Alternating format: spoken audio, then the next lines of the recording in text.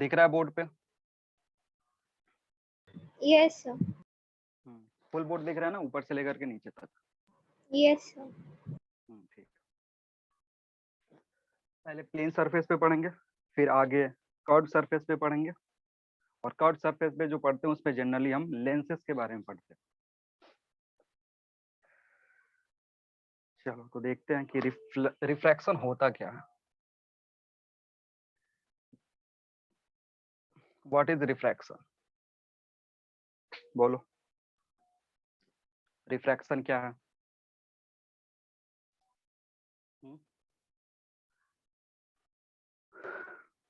किस फेनोमेना को हम रिफ्लेक्शन बोलते हैं? बोलो, कोई तो बताओ। लिखो, change in path of light, change in path of light ray when it passes from one medium to another is called refraction. Board clear आ रहा है ना? ब्लर नहीं दिख रहा? क्लियर है सर। ठीक है, तो ये छोटा सा डेफिनेशन है रिफ्रैक्शन का। रिफ्रैक्शन किसको बोलेंगे?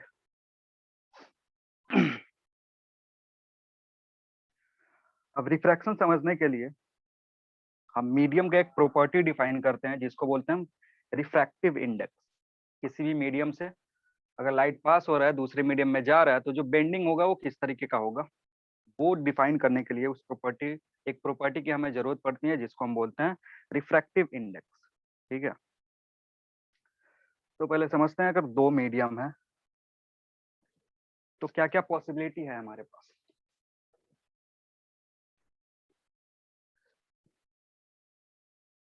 ये एक प्लेन सरफेस है और इधर मीडियम 1 और इधर मीडियम 2। ठीक है, इस सरफेस पे लाइट इंसिडेंट हुआ। ठीक है, लाइट इंसिडेंट होने के बाद दूसरे मीडियम में जा रहा है, ये इस पॉइंट पे नॉर्मल है। अब देखो, रिफ्रैक्शन कहा क्या गया है? रिफ्रैक्शन में लाइट बेंड करेगा। बेंड होने का मतलब है कि ये इसका एक्चुअल पाथ था। अगर ये मीडियम सेम सेम होता है, मीडियम 1 और मीडियम 2 सेम मीडियम होता, तो लाइट इसी पाथ पे लाइट यही पाथ फॉलो करता, सेम पाथ ऐसे निकल जाता। लेकिन अभी क्या हो रहा है कि एक हमने मीडियम इंट्रोड्यूस करा है, मीडियम 2। अब इसके चलते क्या होगा, लाइट बेंड होगा। अब बेंड करने का दो क्राइटेरिया हो सकता है, या तो इधर बेंड हो जाए या फिर इधर की तरफ बेंड हो जाए। दोनों मतलब इधर भी बेंड हो सकता है, मतलब ये पाथ छोड़ करके इधर फॉलो कर सकता है, या ये पाथ छोड़ करके ये फॉलो कर सकता है।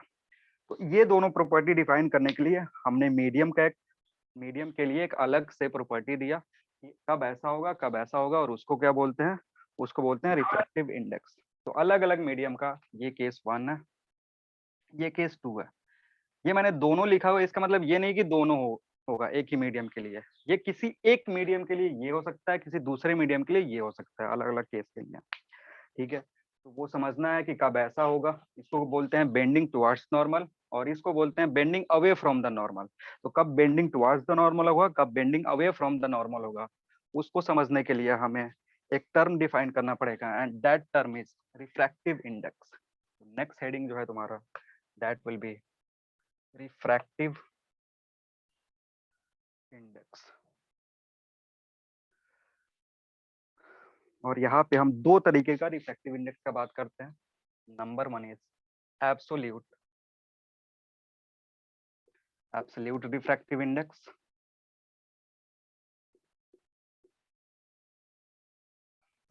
ठीक है, रिफ्रैक्टिव इंडेक्स में भी हम दो इंडेक्स का बात करेंगे, दो, एक एब्सोल्यूट रिफ्रैक्टिव इंडेक्स का और second one is relative refractive index. लेकिन पहले उससे ये समझ लेंगे। ठीक है, तो ये एक्चुअली में होता क्या है, it is ratio of ratio of speed of light, speed of light in vacuum to speed of light, speed of light in a given medium.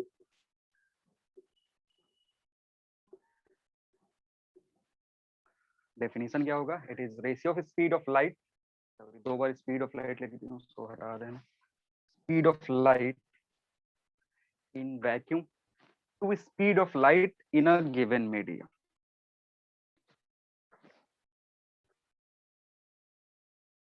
ठीक है, दैट इज, इसको रिप्रेजेंट करते हैं म्यू से, that is mu is equal to C by we.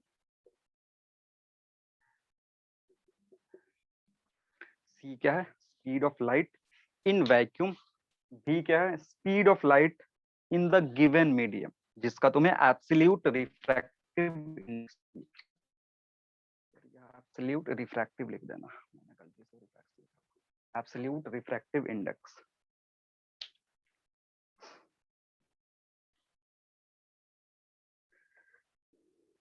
ठीक है,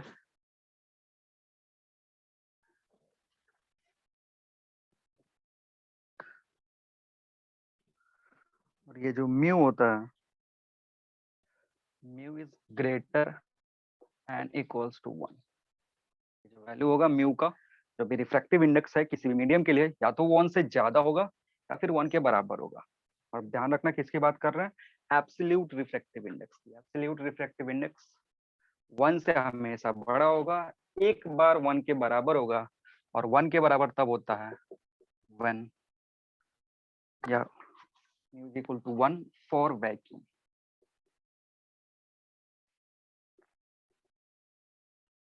vacuum के लिए refractive index, absolute refractive index का वैल्यू 1 होता है। बाकी कोई भी टर्म ले लो उसके लिए, कोई भी मीडियम ले लो उसके लिए, एब्सोल्यूट रिफ्रैक्टिव इंडेक्स 1 से ज्यादा होगा।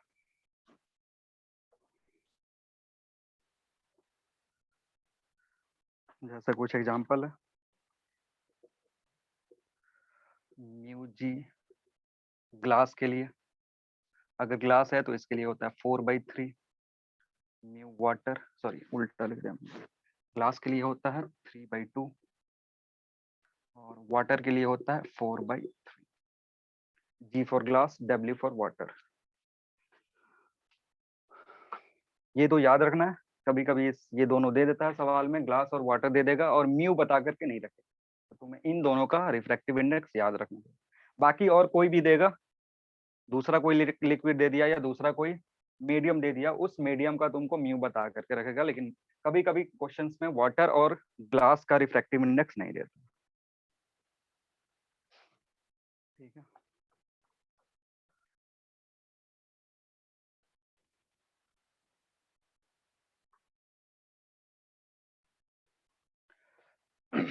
नोट लिखना, refractive index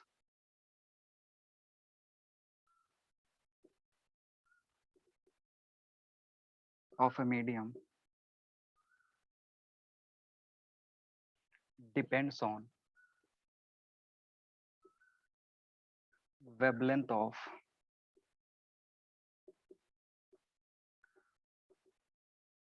of light passing through it।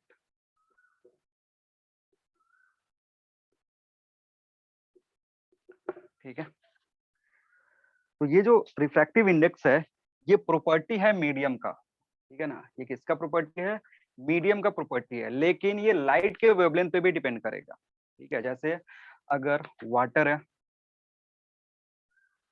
तो वाटर से अगर अलग अलग वेवलेंथ का लाइट पास करवाओगे, ठीक है ना, तो इसके लिए μ1 और μ2 आएगा। सारी बात समझ में? अगर वेवलेंथ λ1 होगा उसके कोरोस्पॉन्डिंग रिफ्रैक्टिव इंडेक्स μ1 होगा, अगर वेवलेंथ λ2 है तो उसके कोरोस्पॉन्डिंग रिफ्रैक्टिव इंडेक्स वाटर का μ2 हो सकता है। ठीक है, ये प्रॉपर्टी है मीडियम का, लेकिन ये डिपेंड करता है किस पे? लाइट के वेवलेंथ पे। ठीक है, और ये जो रिलेशन है ये कॉची ने बताया था, और कॉची के according mu is equal to mu not plus A by lambda square and so on.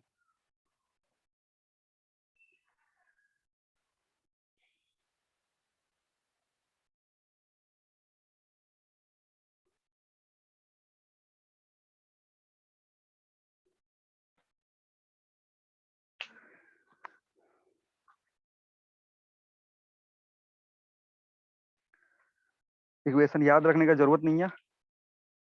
यहाँ से जो इंपॉर्टेंट चीज है जो हमें याद रखना है वो ये है कि इफ लेमडा इंक्रीजेस, अगर लेमडा को इंक्रीज कर रहे हैं मतलब वेवलेंथ इंक्रीज हो रहा है।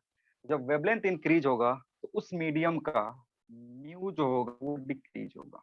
ये रिलेशन यही बता रहा है कि अगर लेमडा इंक्रीज करोगे, लेमडा किधर है, नीचे है, तो लेमडा इंक्रीज करोगे तो ये जो टर्म है ये डिक्रीज करेगा। तो म्यू नॉट प्लस समथिंग जो टर्म है वो डिक्रीज कर रहा है, इसलिए म्यू की वैल्यू क्या होगी, डिक्रीज होगी। तो जब भी वेवलेंथ बढ़ता है तो किसी गिवन मीडियम का जो रिफ्रैक्टिव इंडेक्स होता है उसके कोरस्पॉन्डिंग डिक्रीज होता है। आ रही बात समझ में? ये इक्वेशन रटने का जरूरत नहीं है। मेन इंपॉर्टेंट क्या है, ये है कि लेमडा इंक्रीज होगा तो म्यू घटेगा मीडियम का।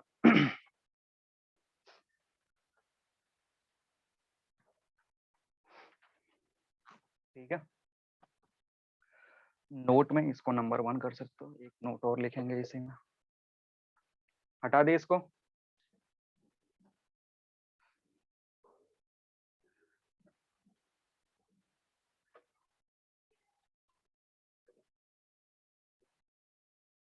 लिखना during refraction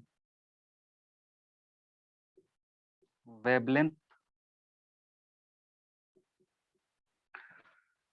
during refraction wavelength and velocity of light changes whereas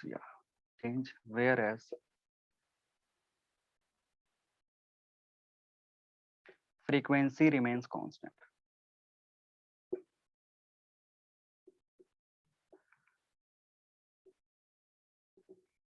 ये ध्यान में रखना, जब भी रिफ्रैक्शन होगा तो रिफ्रैक्शन के टाइम में क्या क्या चेंज होगा, वेवलेंथ चेंज होगा, वेलोसिटी चेंज होगा। जब लाइट एक मीडियम से दूसरे मीडियम में जाएगा तो उसका वेवलेंथ चेंज होगा, साथ ही साथ उसका वेलोसिटी चेंज होगा, लेकिन जो फ्रीक्वेंसी है फ्रीक्वेंसी कांस्टेंट रहेगा, फ्रीक्वेंसी चेंज नहीं होता। ठीक है, और अगर फ्रीक्वेंसी चेंज नहीं हो रहा तो जो कलर है लाइट का वो भी चेंज नहीं होगा। ठीक है ना, कलर फ्रीक्वेंसी पे डिपेंड करता है और फ्रीक्वेंसी अगर कांस्टेंट है तो यानी कलर सेम ही रहेगा। ठीक है, यानी ग्लास से लाइट अगर रिफ्रैक्ट होकर के वाटर में जा रहा है तो ऐसा नहीं रेड से वो ब्लू हो जाएगा, रेड से रेड ही रहेगा क्योंकि फ्रीक्वेंसी कांस्टेंट है। उसका वेलोसिटी चेंज होगा, वेवलेंथ चेंज होगा। कलर जो आता है वो फ्रीक्वेंसी से आता है, इसलिए फ्रीक्वेंसी चेंज नहीं हो रहा है, कलर चेंज नहीं। ठीक है, तो यहाँ लिख सकते हो डेट इज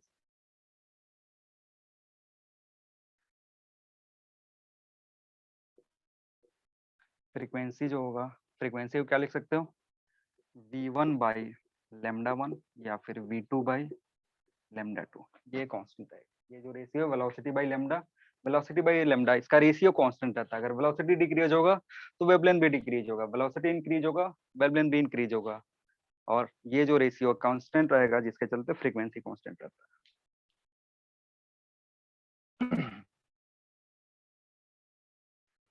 ठीक है, आवाज नहीं आ रही है, कोई बोल ही नहीं रहा, यस सर। यस सर आ रही। एकदम ऐसे चुपचाप बैठे पड़े हो, भजन सुन रहे हो क्या? सारे भक्त लोग आ गए हैं क्या? एकदम ध्यान लगा करके या तो सुन रहे हो या तो फिर म्यूट करके भाग गए हो।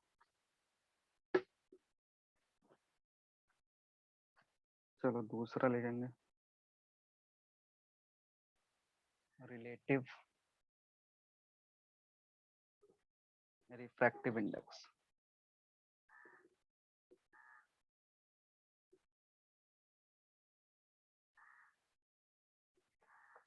और रिलेटिव रिफ्रैक्टिव इंडेक्स है या तो इसको ऐसे रिप्रेजेंट करते हैं या फिर ऐसे रिप्रेजेंट करते हैं।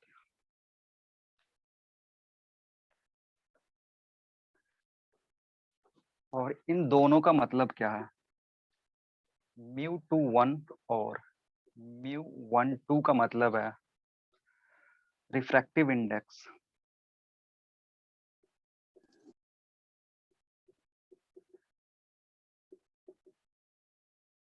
Of medium 2 with respect to medium 1।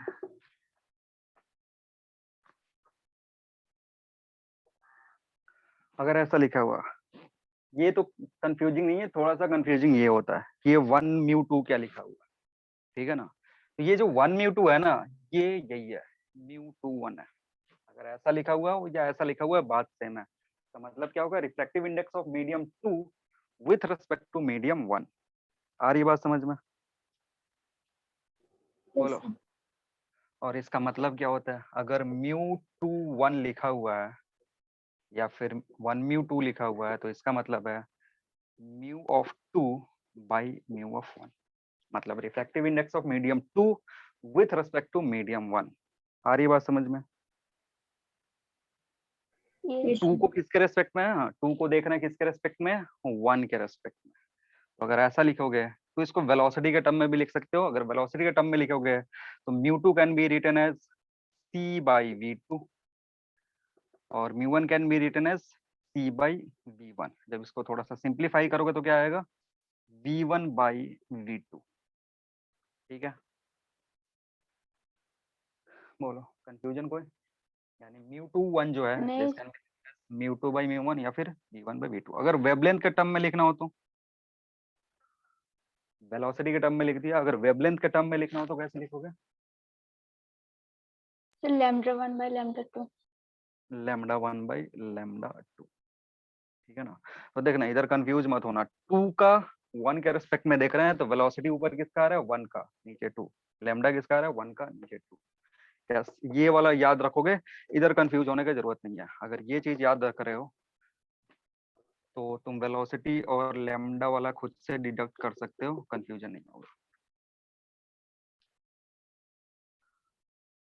और ये जो वैल्यू है, ये जरूरी नहीं है 1 से बड़ा होगा, 1 से छोटा भी हो सकता है, क्योंकि डिपेंड करेगा इस पे और इस पे। अगर ये 4/3 है, ये 3/2 है, तो उस पर डिपेंड करेगा, या कोई और वैल्यू है, तो इसके लिए कुछ नहीं कहते हैं। हम बस एब्सोल्यूट के बारे में बात करते हैं कि जो एब्सोल्यूट रिफ्रैक्टिव इंडेक्स होता है वो 1 या 1 से बड़ा होगा। और 1 कब होगा, जब वैक्यूम की बात करेंगे।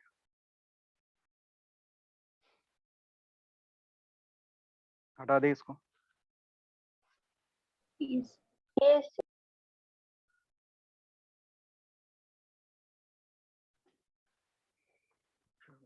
नेक्स्ट हेडिंग है लॉज ऑफ रिफ्रैक्शन। यहाँ भी 2 लॉ होते हैं। एक जो लॉ है वो कॉमन है, इंसिडेंट रे, रिफ्रैक्टेड रे and normal at the point of incident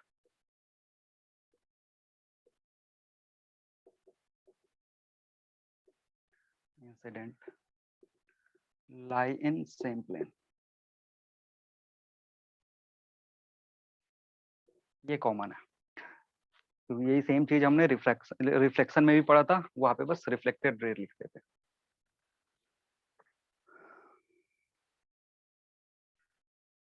ठीक है, दूसरा क्या, दूसरा है ratio of sine of angle of incidence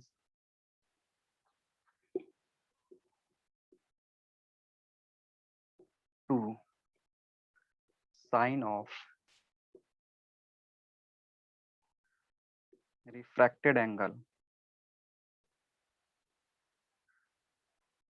is constant। ratio of sine of angle of incidence to sine of refracted angle is constant। ठीक है,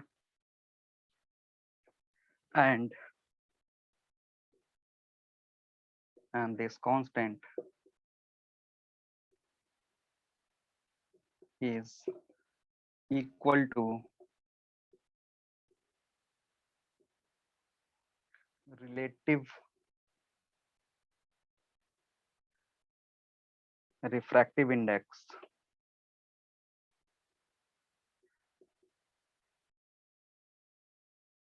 of two media. Medium का plural होता है मीडिया। तो दूसरा जो तुम्हारा लॉ है वो कह रहा है कि ratio of sine of angle of incidence to sine of reflected angle is constant and this constant is equal to relative refractive index of two media. इसलिए हमने जो पिछला वाला था कि what is relative refractive index. Diagram से समझते हैं कि डायग्राम क्या होता है।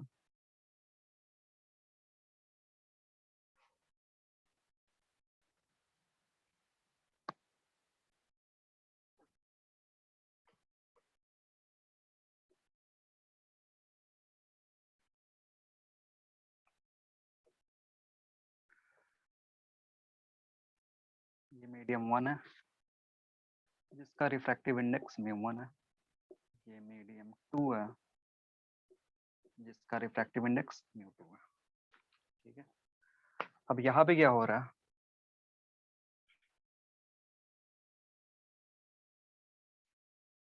एक लाइट इंसिडेंट हो रहा है, नॉर्मल से एंगल बना रहा है और इस एंगल को हम आई बोलते हैं। इंसिडेंट रे, देखो मैंने दो प्रॉपर्टी तुम लोग को बताया था कि या तो बेंड हो सकता है या फिर bend away from the normal हो सकता है या टुवर्ड्स द नॉर्मल हो सकता है। अभी हम क्या कर रहे हैं, जो बेंडिंग है वो टुवर्ड्स द नॉर्मल ले रहे हैं। अभी इसके लिए समझ लेंगे कि क्यों ऐसा होगा। देखो यहाँ जो चीज है, ये एंगल जो होगा इसको क्या बोलेंगे, रिफ्रैक्टेड एंगल। ये आई और ये आर, तो जो सेकंड लॉ है उसके कॉरस्पॉन्डिंग अगर लिखोगे इस स्टेटमेंट को अगर मैथमेटिकल फॉर्म में लिखोगे तो कहने का क्या मतलब है, sine of I, sine of incident angle और sine of R, sine of reflected angle, ये कांस्टेंट होता है। ये क्या है, कांस्टेंट है। ठीक, और ये जो कांस्टेंट है ये एक्चुअली में किसके बराबर होता है, ये बराबर होता है 1μ2 के। ठीक है ना। अब देखो पहले हमने जब रिलेटिव हमने पढ़ा था ना, तो रिलेटिव में हम कोई भी टर्म लिखते थे तो ऐसे लिखते थे 2 1। तो यहाँ पे ऐसा जरूरत क्यों पड़ा कि 1 2 लिख रहे हैं। देखो ये सीधे सीधी इंफॉर्मेशन देता है कि लाइट 1 से जा रहा है 2 में, लाइट 1 से कहा जा रहा है 2 में जा रहा है। तो साइन ऑफ इंसिडेंस का रेशियो, साइन ऑफ ये दोनों का रेशियो लोगे तो 1μ2 के बराबर होगा। ये ऐसे लिखने का मतलब है कि लाइट 1 से आकर के 2 में जा रहा है, नहीं तो ऐसे एक्स्ट्रा टर्म देने का कोई जरूरत नहीं था, 2 1 से हम काम चला लेते। लेकिन ये कंप्लीट इंफॉर्मेशन देता है कि लाइट कहाँ से आ रहा है, किधर को जा रहा है, 1 से आ रहा है, किसको जा रहा है, 2 को। तो जब इसको सिंप्लीफाई करते हैं तो क्या होता है, sine I divided by sine are.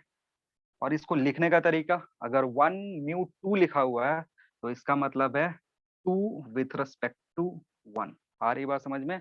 इस मीडियम का रिफ्रैक्टिव इंडेक्स किसके रेस्पेक्ट में, 1 के रेस्पेक्ट में, ऐसा लिखा हुआ 2 का 1 के रेस्पेक्ट में, इसलिए ऐसा सिंबल दिया गया था।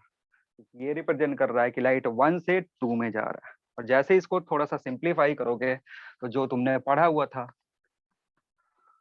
वो दिख जाएगा। क्या पढ़ा हुआ था, μ1 sine I is equal to μ2 sine are. और इस लॉ को तुम क्या बोलते हो, स्नेल्स लॉ बोलते हो।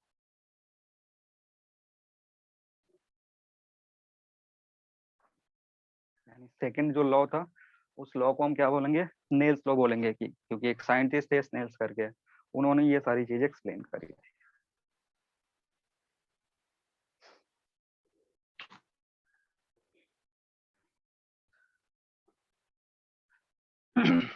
हो गया। yes sir. अब यहाँ से ये इस लॉ से कुछ कुछ रिजल्ट्स आते हैं, रिजल्ट्स याद रखेंगे। रिजल्ट नंबर 1 लिखना, पहले result, if there is no change if there is no change, if there is no change in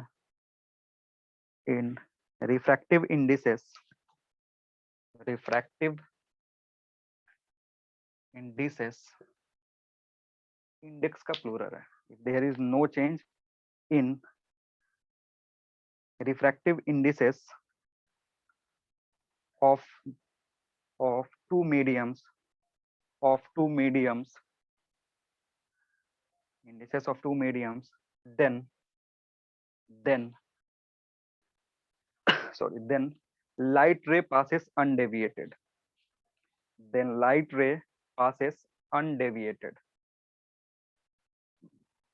then light ray passes undeviated. ठीक है, समझना इसका कहने का क्या मतलब है, ये रिजल्ट दिखाने का क्या मतलब है। मान लो हमारे पास दो मीडियम है, ठीक है, एक मीडियम ग्लास है, और ग्लास के लिए मैंने बताया ग्लास के लिए कितना होता है रिफ्रैक्टिव इंडेक्स 3/2। एक दूसरा कोई हमारे पास ऑर्गेनिक कंपाउंड है, और उस ऑर्गेनिक कंपाउंड का भी रिफ्रैक्टिव इंडेक्स 3/2 है। ऐसा हो सकता है, पॉसिबल है कि ग्लास और एक कोई ऑर्गेनिक कंपाउंड है, उस कंपाउंड का भी रिफ्रैक्टिव इंडेक्स कितना हो जाए, 3/2 ही हो जाए। ठीक है, तो ऐसे केस में जब लाइट पास करवाओगे ना, तो कोई भी बेंडिंग नहीं होगा। आ रही बात समझ में, क्या बोल रहा हूँ, इधर ग्लास है, इधर एक ऑर्गेनिक लिक्विड है, दोनों का रिफ्रैक्टिव इंडेक्स सेम है, लाइट पास कराओगे लाइट अनडेविएटेड निकल जाएगा, पाथ में कोई चेंज नहीं होगा। मीडियम दो अलग अलग है, लेकिन फिर भी पाथ चेंज नहीं कर रहा है, क्योंकि दोनों का रिफ्रैक्टिव इंडेक्स क्या है, सेम है। क्लियर। तो बेंडिंग तभी होता है जब हमारे पास दो मीडियम होगा और दोनों का रिफ्रैक्टिव इंडेक्स अलग अलग होगा। ठीक, तो ये तुम्हारा पहला रिजल्ट है। रिजल्ट नंबर 2 देखते हैं। 2 में लिखना, when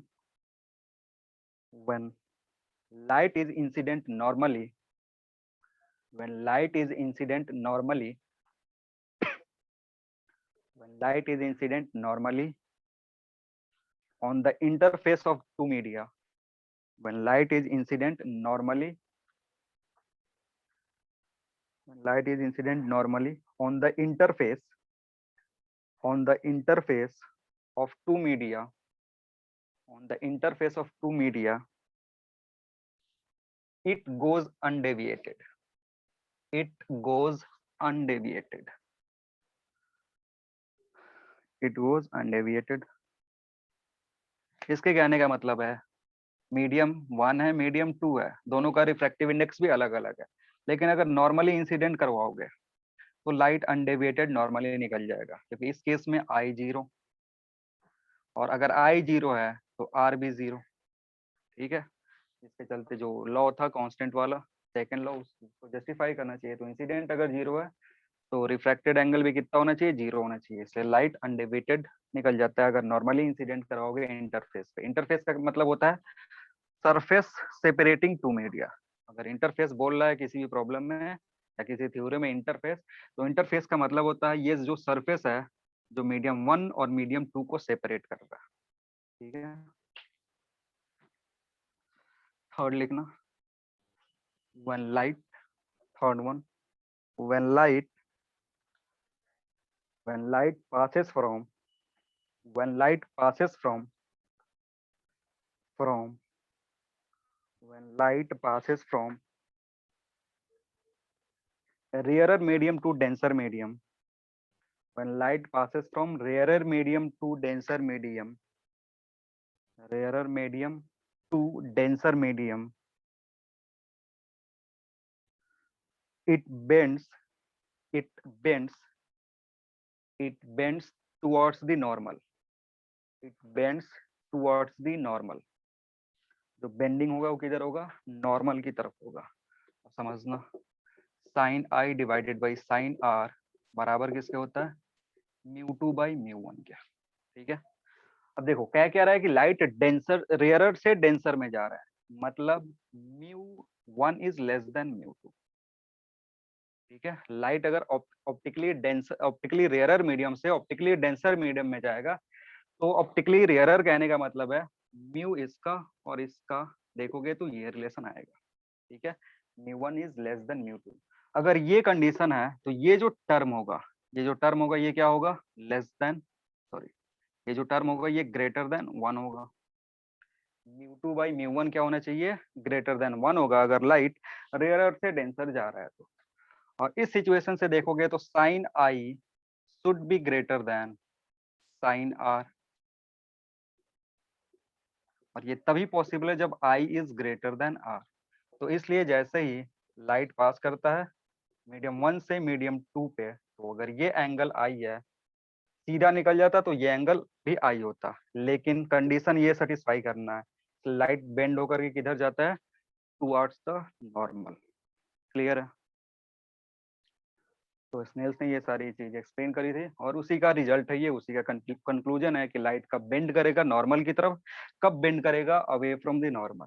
तो टुवर्ड्स द नॉर्मल बेंड करता है when it passes from rarer medium to denser medium. ठीक है, लास्ट कंक्लूजन लिख लो, कंक्लूजन नंबर 4, और 4 जस्ट ऊपर वाले का अपोजिट है। ठीक है, ऊपर वाले का अपोजिट मतलब व्हेन लाइट पासेस, लिखो, when light passes from denser to rarer medium, from denser to rarer medium,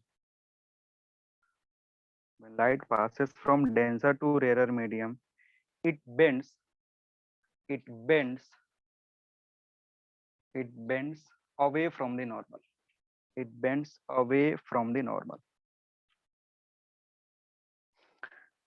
जो दो कंडीशन था एक्सप्लेन कर दिए, कब बेंडिंग अवे होगा, कब बेंडिंग टुवर्ड्स से होगा, वो डिपेंड करता है मीडियम कौन सा डेंसर है और कौन सा रेयरर है। डेंसर और रेयरर कहने का मतलब ऑप्टिकली डेंसर और optically rarer medium.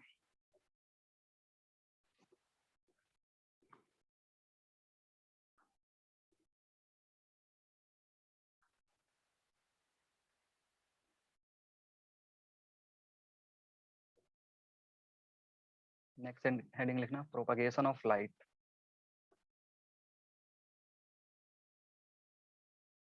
Through layers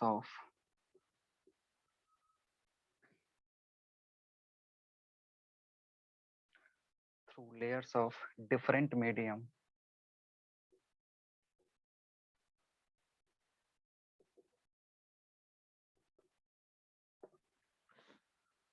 propagation of light through layers of different medium।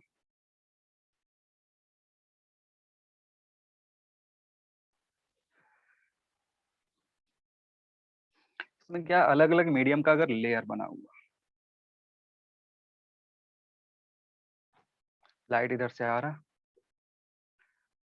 इस सरफेस पे नॉर्मल, मान लो ये μ1 है, μ2 है, μ3 है, μ4 है एंड सो ऑन। ठीक है, ऐसे लेयर बना हुआ है बहुत सारा। तो देखो क्या होगा, ये जो लाइट है इंसिडेंट हुआ, ये कुछ एंगल बना रहा होगा, मान लो θ1। ठीक है, अब होगा क्या कि ये बेंडिंग किधर की तरफ होगा डिपेंड करेगा इन दोनों पे। ठीक है, कि ये डेंसर है या रेयरर है, बेंडिंग उस पर डिपेंड करेगा कि नॉर्मल की तरफ जाएगा या फिर नॉर्मल से दूर जाएगा। ठीक है, तो मान लो अभी के लिए μ2 ज्यादा है तो टुवर्ड्स द नॉर्मल होगा, और फिर इस सरफेस पे जाकर के एक बार और रिफ्रैक्शन होगा, और ये एंगल है θ2। ये जो एंगल है ये इस नॉर्मल से जो एंगल बना रहे हो कितना है, θ2 है।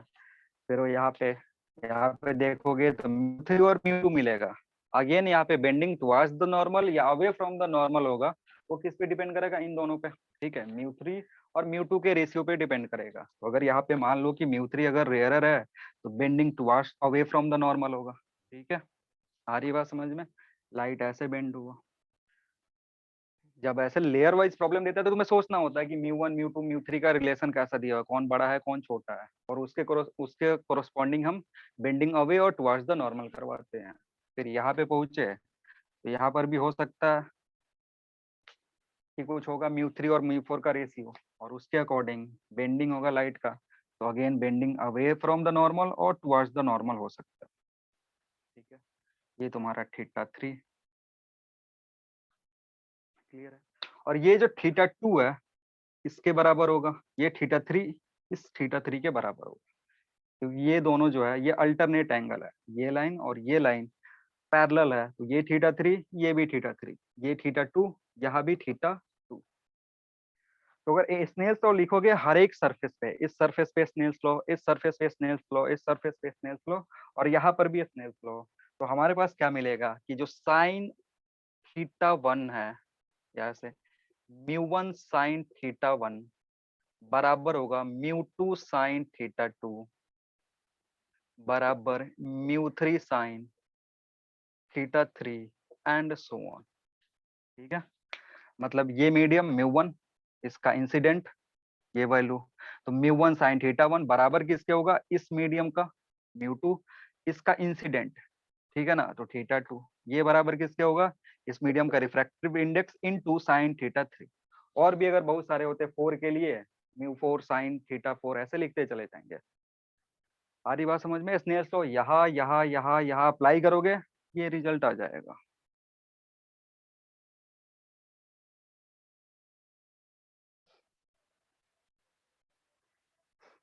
और ये जो वैल्यू होता है ये ऐसा ही कांस्टेंट आएगा, लिखते चले जाओगे एक कांस्टेंट रिजल्ट आएगा। इसका यूज देखेंगे, यूज कहाँ होता है।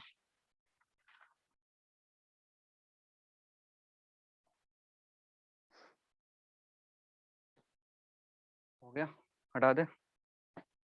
यस चलो 2 सवाल करते हैं, फिर उसके आगे थ्योरी एक्सटेंड करेंगे। लिखना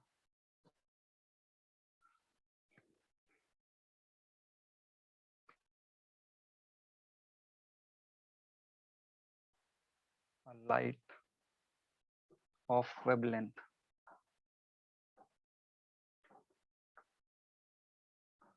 6000 angstrom passes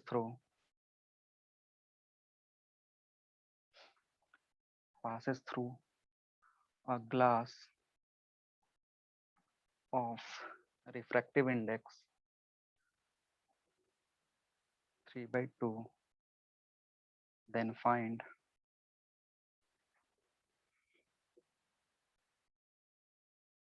speed of light in glass,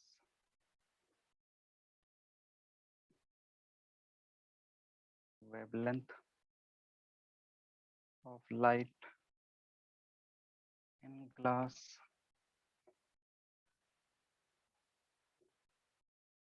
frequency of light।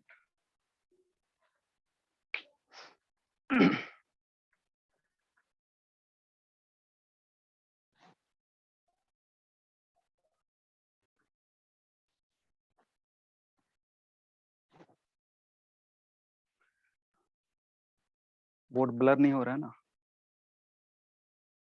No sir आवाज ठीक है, कट नहीं रहा है ना आवाज, या ठीक है लैग? सर।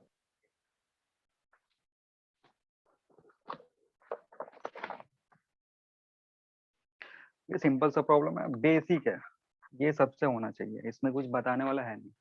जो भी डेफिनेशन है उसको यूज करेंगे, सबका आंसर आ जाएगा। बच्चों वाला सवाल है जो 8, 9, 10 में पूछा जाता है।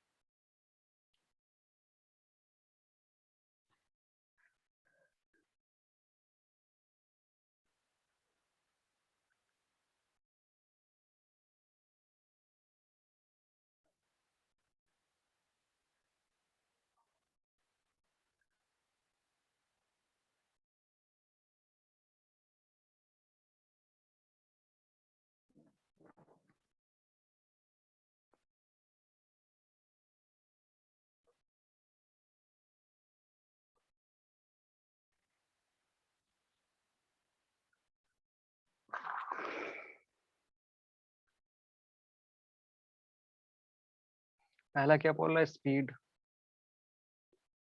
भी पूछ रहा है, ठीक है। अब तुम्हें पता है म्यू इज इक्वल टू क्या होता है, c/v, यानी v कितना हो जाएगा, c/म्यू। c कितना होता है, 3 × 10⁸ मीटर पर सेकंड। वाटर के लिए, सॉरी वाटर था या ग्लास था, ग्लास, ग्लास के लिए कितना है म्यू, 3/2 है। इसको सिंप्लीफाई करो कितना आएगा, 2 × 10⁸ मीटर पर सेकंड। यानी ग्लास में जो लाइट का स्पीड होगा वो इतना होगा।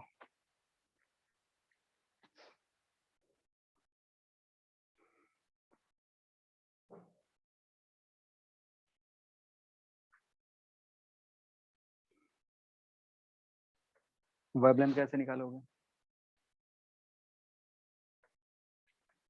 Sir wavelength 8000 angstrom. 8000 आएगा। देखो वेवलेंथ के लिए सर क्या आपने रिलेशन है? रिफ्रैक्टिव इंडेक्स 3/4 दिया था। 3/4 दिया था। क्लास के लिए 3/2 होगा, 4 हटा देना, सर 3/2। 3/2 है, 2 ही है सर। पता नहीं, अलग अलग लोग अलग अलग लिख रहे हैं यार। नो सर, 3/2 सवाल में दिए थे। अच्छा ठीक है, कोई ना।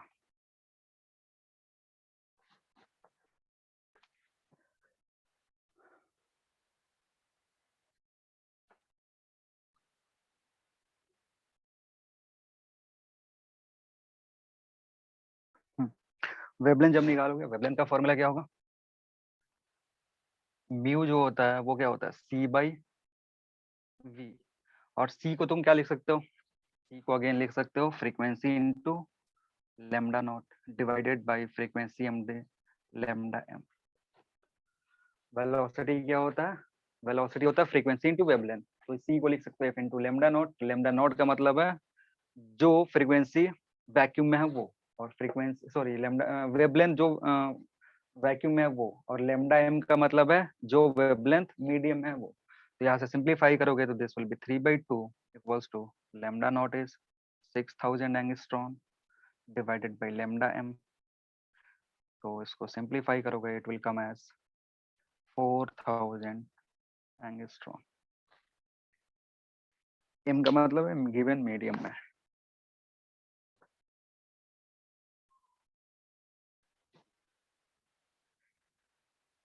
और फ्रीक्वेंसी कहीं से भी निकाल सकते हो। फ्रीक्वेंसी किसी का वेवलेंथ, उसका वेलोसिटी, या फिर वैक्यूम का वेवलेंथ और वैक्यूम का वेलोसिटी, उसको यूज करके तुम फ्रीक्वेंसी निकाल सकते हो। ठीक है, लेकिन कंडीशन ये है कि जिसका फ्रीक्वेंसी, जब फ्रीक्वेंसी निकालोगे तो जिस मीडियम का वेवलेंथ यूज करोगे उसी वेवलेंथ का वेलोसिटी भी यूज करोगे, नहीं तो फिर गलती हो जाएगा। फ्रीक्वेंसी निकालने का तरीका क्या है? या तो C/λ नॉट कर दो या फिर V/λ m कर दो। इसको सिंप्लीफाई करोगे फ्रीक्वेंसी आ जाएगा।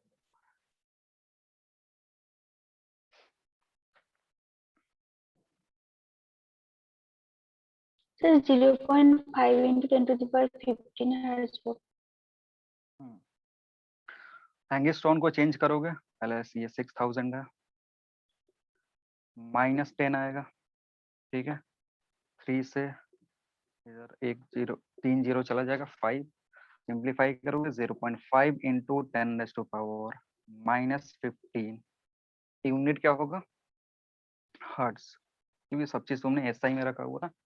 तो सिंप्लीफाई करोगे इतना आएगा 0.5 सर इंटू 10 पॉजिटिव 15 होगा। पॉजिटिव होगा। अच्छा सॉरी, पॉजिटिव 15।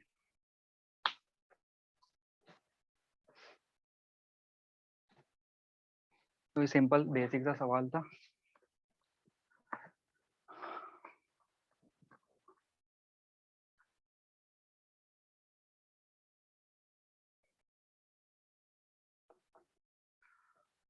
क्वेश्चन नंबर 2 लिखो। A pole, देखना, a pole is standing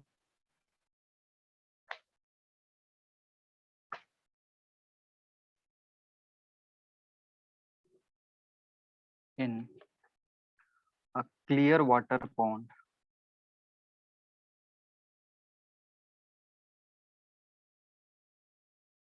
Clear water pond such that it is 1 meter above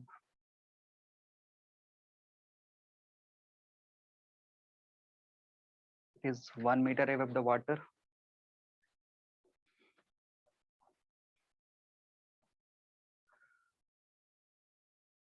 If depth of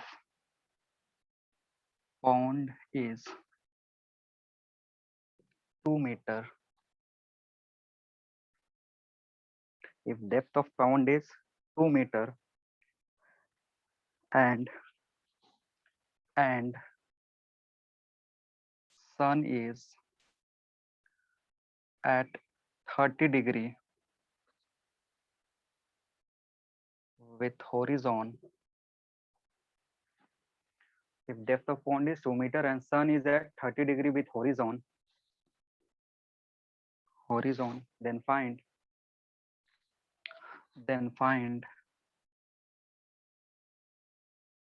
length of shadow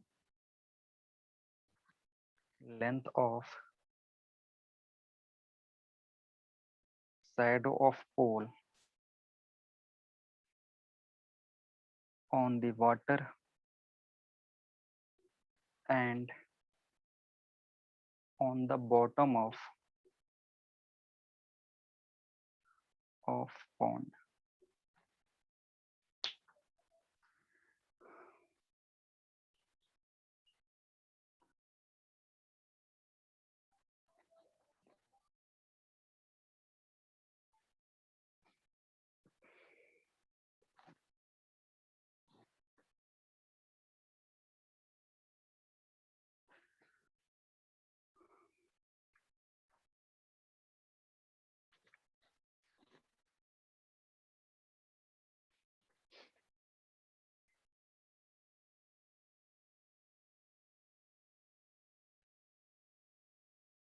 लिख लियो? Yes sir. Yes. चलो देखते हैं सवाल में क्या दिया हुआ, एक बार रीड कर लो अच्छे से। हटा दे रहे हैं इसको, सब लिख लियो ना? Yes sir.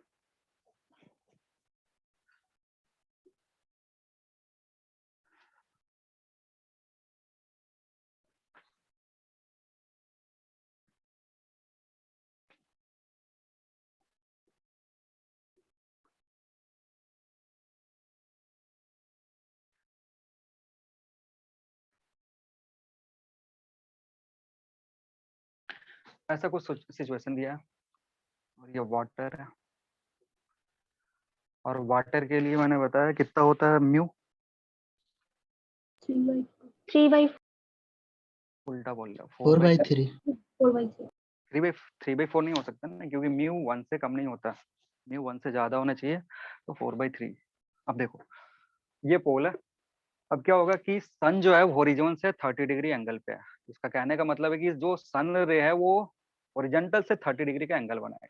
जब ऐसा कुछ स्टेटमेंट लिखा हुआ होगा ना कि sun is at 30 degree at horizon, तो इसका मतलब होता है कि जो सन से रेज आएंगी वो हॉरिजॉन्टल से 30 डिग्री का एंगल बनाएंगे। आ रही है बात समझ में? तो यहाँ पे क्या होगा कि सन कहीं इधर है मान लो, अगर सन इधर का ही है तो यहाँ से लाइट रे निकलेगा और लाइट रे के चलते इधर शैडो बनेगा। ठीक है, तो जो शैडो बन रहा है ना वो दो जगह बनेगा, एक तो वाटर सरफेस पे भी बनेगा और साथ ही साथ यहाँ पर भी बनेगा। क्लियर है? आ रही बात समझ में क्या बोल रहा हूँ? इधर भी शैडो बन रहा है, इधर भी शैडो बन रहा है, तो शैडो का तुम लेंथ पूछ रहे कि जो शैडो यहाँ बनेगा वो उसका लेंथ बताओ। अगर नॉर्मल क्वेश्चन होता कि मान लो एक पोल है जो ऐसे है, वाटर वाटर कुछ नहीं है, इधर से सनरे आता, शैडो यहाँ पे बनता, तो इस शैडो का लेंथ तुम इजिली बता देते, क्योंकि ये एंगल जो है हॉरिजॉन्टल से ये एंगल दिया हुआ है 30 डिग्री। अगर ये कितना है 3 मीटर है, तो ये लेंथ तुम इजिली कैलकुलेट कर सकते हो tan का फॉर्मूला यूज करके। लेकिन यहाँ पे क्या है, यहाँ पे सरफेस के ऊपर जो बन रहा है वो भी बताना है, साथ ही साथ बॉटम पे जो बन रहा है वो भी बताना है कि दोनों शैडो का लेंथ कितना होगा। क्लियर है? वो दोनों हमको कैलकुलेट करना होगा। आ रही बात समझ में? चलो तो कैसे करोगे? देखो टॉप से जो रे आ रहा है, टॉप से रे आ रहा है वो कुछ इस तरीके से आएगा, यहाँ तक नॉर्मल आएगा, यहाँ तक उसको कोई दिक्कत नहीं है, ऐसे आएगा। लेकिन जैसे ही वाटर के इंटरफेस पे आएगा, वाटर के इंटरफेस पे आने के बाद इस बेंड करेगा, वाटर के इंटरफेस पे आने के बाद क्या होगा, बेंड करेगा। तो इधर एयर है और इधर क्या है, वाटर है, तो बेंडिंग जो होगा वो अवे फ्रॉम द नॉर्मल होगा या टुवर्ड्स द नॉर्मल होगा? टुवर्ड्स द नॉर्मल होगा। अब टुवर्ड्स द नॉर्मल कहने का मतलब है कि जो लाइट रे है वो ये पाथ फॉलो नहीं करेगा, कुछ इस तरीके का पाथ फॉलो करेगा। ठीक है, और बॉटम में ये जहाँ पे मिलेगा, ये रे जहाँ पे मिलेगा, वह उसी से इस शैडो का लेंथ पता चलेगा। तो तुम्हें इस शैडो का लेंथ बताना है, साथ ही साथ वाटर सरफेस पे जो शैडो बन रहा है उसका भी लेंथ बताना है। आ रही बात समझ में? बोलो हाँ या ना? Yes, sir. डायग्राम कैसे बना है वो समझ रहे हो? ये जो टॉप पॉइंट है ना, टॉप पॉइंट का जो शैडो बनेगा, टॉप पॉइंट का शैडो जिस पॉइंट पे बनेगा उस पॉइंट से हम एंड को मिला देंगे तो वो शैडो का लेंथ दे देगा। इसलिए हम टॉप पॉइंट से ही लाइट का रिफ्लेक्शन करवा रहे हैं। तो टॉप पॉइंट से जो लाइट आएगा वो इस सरफेस तक ऐसे स्ट्रेट लाइन जाएगा, लेकिन जैसे ही इस मीडियम के इंटरफेस से गिरेगा, यहाँ के बाद बेंडिंग होगा, बेंडिंग के बाद फिर बॉटम पे जाकर के यहाँ मिलेगा। तो ये लेंथ बॉटम पे बनेगा, यानी तुमको ए बी पता करना है और साथ ही साथ सी डी पता करना। ए बी और सी डी अगर कैलकुलेट कर लेते हो काम बन जाएगा। फिजिक्स बस इतना ही तक था। बाकी जो तुम्हारा काम है वो काम है किसका? मैथ्स का। बहुत ही आसान सा इसमें ट्रिग्नोमेट्री यूज होगा और सॉल्व कर सकते हो। ठीक है, चलो हॉरिजॉन से अगर एंगल दिया हुआ है तो ये एंगल तुम्हें सीधे सीधी बता दिया। ये एंगल कितना है? 30 डिग्री। ठीक, तो अगर इस ट्राइंगल में देखोगे, ये जो ट्राइंगल है सी डी ई, इसमें अगर ध्यान से देखो तो tan 30 किसके बराबर होगा? E D by C D के बराबर, परपेंडिकुलर अपॉन बेस। यानी जो भी सी डी होगा वो कितना हो जाएगा? C D will be E D by tan 30 degree. Simplify करोगे ई डी का वैल्यू कितना है? E D is 1 divided by tan 30 कितना होता है? So 1/√3. 1/√3। तो इसको सिंप्लीफाई करोगे तो ये आएगा √3। यानी जो सरफेस पे, पॉन्ड के सरफेस पे जो शैडो बनेगा वो किसके चलते बनेगा? जो वाटर के ऊपर पोल है उसके चलते। तो वाटर के ऊपर जो पोल है वो कितना है? 1 मीटर का है। 1 मीटर के चलते यहाँ पे बन गया, तो वो कैलकुलेट कर लिया। ठीक है, अब कैलकुलेट करना है बॉटम के चलते। यहाँ तक समझ में आया सबको? Yes. चलो, तो बॉटम के लिए जब कैलकुलेट करना है तो बॉटम के लिए देखो कैसे कैलकुलेट करेंगे। अब ध्यान से देखना यहाँ पे क्या है। हमने एक्चुअली में ए बी वाला जो पोर्शन है ना, उसमें से ए बी वाले पोर्शन से हम इतना कैलकुलेट कर चुके हैं। ए बी वाला जो पोर्शन है उसमें अगर इस पॉइंट को मैं ए डैश बोलूं तो ए डैश बी जो है वो सी डी के बराबर होगा, क्योंकि ये नॉर्मल है। तो ये लाइन और ये लाइन पैरेलल है, तो सी डी जो है वो ए डैश बी के बराबर होगा। यानी ये वाला पोर्शन हमने कैलकुलेट कर लिया है, जिसका वैल्यू कितना है? √3 है। क्लियर है या ना? Yes, Yes. sir. अब तुम्हें कैलकुलेट क्या करना है? तुम्हें कैलकुलेट करना है ये ए डैश। अगर ए डैश किसी तरीके से पता चल जाए तो वहां इसमें हम ऐड कर देंगे तो शैडो का लेंथ पता चल जाएगा। तो ए डैश पता करने के लिए तुमको ये वाला एंगल चाहिए। अगर ये एंगल तुम पता कर लो, एंगल आर, तुम्हारा काम आसान है, सॉल्व हो जाएगा इजीली। ठीक है, अब एंगल आर निकालने के लिए क्या करना पड़ेगा? स्नेल्स लॉ यूज करना पड़ेगा इस पॉइंट पे। तो अगर इस पॉइंट पे स्नेल्स लॉ यूज करोगे at point C, at point C क्या लिख सकते हो? यहाँ ये एयर है तो म्यू इसका कितना हो जाएगा? 1। तो यहाँ से लिख सकते हो sine 30, sine 30 degree is equal to mu इस मीडियम का कितना? 4/3 साइन आर। ठीक है, और साइन 30 कितना होता है? सर sin 30 होगा और sin 60 डिग्री होगा। तो sin 60 होगा ना? सॉरी सॉरी, हाँ सॉरी 60 डिग्री। तो यहाँ लिख दो साइन 60 डिग्री। ठीक है, क्योंकि एंगल हमें नॉर्मल से कैलकुलेट करना है, तो नॉर्मल से जब एंगल कैलकुलेट करेंगे तो कितना होगा? 60 डिग्री होगा। गुड, तो जब इसको सिंप्लीफाई करोगे, अब डायग्राम को हटा सकते हैं या चलो डायग्राम अभी नहीं मिटा रहे हैं, इसको सिंप्लीफाई करोगे तो यहाँ से कितना आएगा? जल्दी से बताओ, साइन आर बताओ जल्दी से। साइन आर बताना कितना? 3√3/8। 3√3/8। ये रिलेशन हमें पता चलेगा कि साइन आर की वैल्यू जो होगी वो 3√3/8 होगा। ठीक, अब हमें क्या चाहिए? यहाँ से हमें चाहिए किसका वैल्यू? हमें ये tan आर एक, हाँ हमें चाहिए tan का वैल्यू। तो साइन से tan कैसे निकालोगे? उसके लिए तुम्हें फिर ट्रिको का यूज करना पड़ेगा। चलो डायग्राम हटा ही दे रहे हैं, ये फालतू का स्पेस लेगा। हमें जो चाहिए, हमें कुछ जो जो डायग्राम की जरूरत थी उसको ड्रॉ कर रहे हैं। ये ए डैश था और इधर सी था। ये लेंथ हमें पता है जो कि 2 मीटर है, ठीक है ना। ये लेंथ हमें पता है 2 मीटर, क्योंकि डेप्थ दिया हुआ है। ये कैलकुलेट करना है, ये एंगल आर है। यहाँ से अगर देखोगे तो tan r will be how much, tan r will be 2 divided by A dash, और यहाँ से A dash will be sir A 2 dash divided by 2। A dash by 2 क्यों? ए डैश बाई सर 2 क्यों? परपेंडिकुलर ए डैश बनेगा ना उसका। अच्छा हाँ हाँ, सॉरी सॉरी, आर है, ये एंगल है, तो ए डैश बाई 2, तो A dash will be 2 tan r, ठीक है। अब तुम्हें यहाँ कैलकुलेट क्या करना, tan की वैल्यू कैलकुलेट करनी है। तो tan कैलकुलेट करने के लिए तुमको पहले थोड़ा सा इसमें sin r से tan कैसे जाएंगे, देखो ये जो टर्म है ये क्या है तुम्हारा, परपेंडिकुलर अपॉन हाइपोटेनस। यहाँ से बेस कैलकुलेट कर सकते हो। फिर tan क्या होता है, एक्चुअली में tan होता है p बाई बी। तो यहाँ से जो बेस कैलकुलेट करोगे यहाँ पुट कर दोगे, तो ए डैश आ जाएगा। और ए डैश फाइनल आंसर नहीं है, फाइनल आंसर जो होगा वो है ए बी। तो ए बी कैसे निकालोगे, ए डैश प्लस सी डी, जो पिछले वाले प्रॉब्लम में कैलकुलेट करा था वो, ठीक है।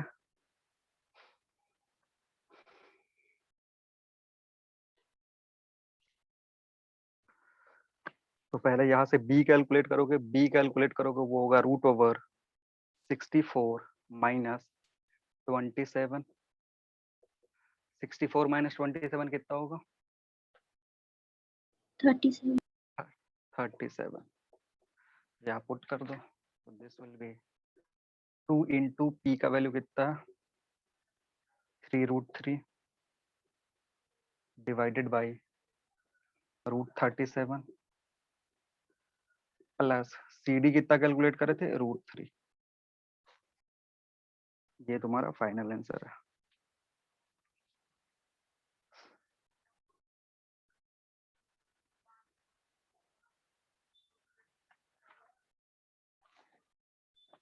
हो गया, हटा दे।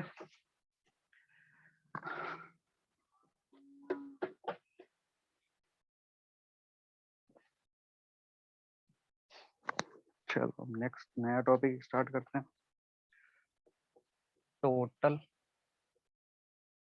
Internal reflection.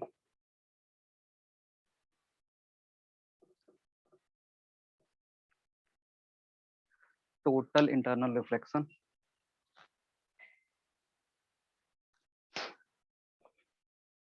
समझते हैं इसका मतलब क्या होता है।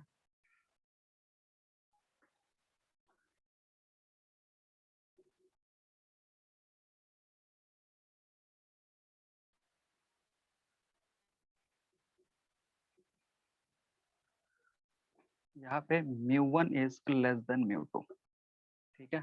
मतलब ये रेयरर मीडियम है और ये डेंसर मीडियम है।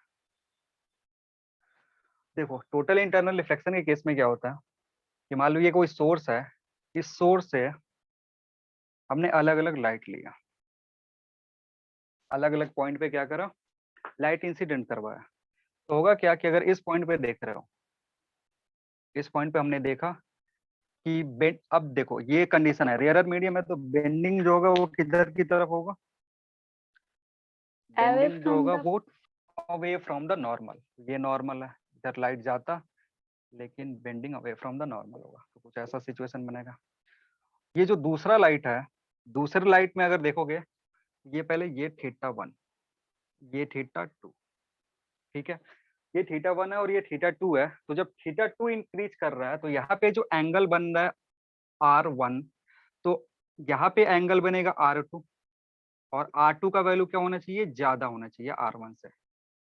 जब एंगल ऑफ इंसिडेंस बढ़ाएंगे तो उसी के कोरोस्पोंडिंग एंगल ऑफ रिफ्लेक्शन भी बढ़ेगा, क्योंकि स्नेल्स लॉ ने बोला है कि अगर I बढ़ाओगे तो R भी बढ़ेगा। तो यार θ1 है तो उसके कोरोस्पोंडिंग R1, θ2 है R2। तो थीटा जब बढ़ रहा है तो उसके कोरोस्पोंडिंग R बढ़ रहा है। अब ये जो भी हमने रे लिया है ना, उसमें क्या हो रहा है कि थीटा ग्रेजुअली इंक्रीज हो रहा है। हमने देखा ये ऐसा पॉइंट था जिसपे ये जो रे है ना वो जस्ट ऐसे पास कर जा रहा है, मतलब इस सरफेस के पैरेलली ऐसे पास कर जा रहा है, और उसके लिए एंगल हमने देखा थीटा 3, लेकिन इसको थीटा 3 नहीं बोलना है, जानबूझ करके थीटा 3। ठीक है, देखो थीटा 1, थीटा 2, थीटा 3 हमने ग्रेजुअली क्या कर रहे हैं, बढ़ा रहे हैं। तो जो रिफ्रैक्शन हो रहा है ना, रिफ्रैक्शन के चलते मैक्सिमम केस क्या हो सकता है आर का, कि आर कितना हो जाए 90 डिग्री। आर कितना हो जाए 90 डिग्री हो जाए, मतलब जो भी रे है, जो रिफ्लेक्टेड रे है, वो सरफेस को ऐसे ग्रेज करते हुए निकल जाए। ग्रेज करने का मतलब पैरेलली ऐसे पास हो जाए। अब इस थीटा सी से ज्यादा का एंगल लोगे, अगर इस थीटा सी से ज्यादा का एंगल है, मतलब एंगल ऑफ इंसिडेंस इस थीटा सी से ज्यादा हो गया, तब क्या होगा। अब लाइट तो मैक्सिमम इतना रिफ्लेक्ट हो सकता था, उसके आगे जैसे ही बढ़ाओगे तो ये लाइट जो है वो वापस उसी मीडियम में रिफ्लेक्ट हो जाएगा। आ रही बात समझ में, मतलब पूरा फेनोमेना ही चेंज हो गया। यहाँ तक 1 2 3 इन तीनों सिचुएशन तक हमने क्या देखा, रिफ्रैक्शन देखा। लेकिन जैसे ही एंगल थीटा सी से ज्यादा हुआ, ये जो थीटा 4 है, theta 4 is greater than theta 3। Theta 3 अभी क्यों लिख रहे हैं पता चलेगा, थीटा 3 है। तो जैसे ही ये वाला कंडीशन सेटिस्फाई हो रहा है ना, एंगल रिफ्लेक्ट होके उस मीडियम में नहीं जा रहा है, रिफ्लेक्ट होके उस मीडियम में नहीं जा रहा है, रिफ्लेक्ट होकर के वापस मीडियम 2 में आ जा रहा है, मतलब डेंसर वाले मीडियम में आ जा रहा है। आ रही बात समझ में, ठीक है। तो ये जो प्रोसेस हो रहा है ना, इसी प्रोसेस को बोलते हैं टोटल इंटरनल रिफ्लेक्शन। टोटल, ध्यान से देखना, टोटल लिखा हुआ मतलब 1% लाइट भी रिफ्रैक्ट होकर के नहीं जाएगा। अगर यहाँ से लाइट निकला जिसका इंटेंसिटी आई है, तो जो लाइट रिफ्लेक्ट होगा ना उसका भी इंटेंसिटी आई ही होगा, कुछ लॉस नहीं होता, क्योंकि यहाँ टोटल रिफ्लेक्शन हो जाता है लाइट का मीडियम 2 से मीडियम 2 में ही।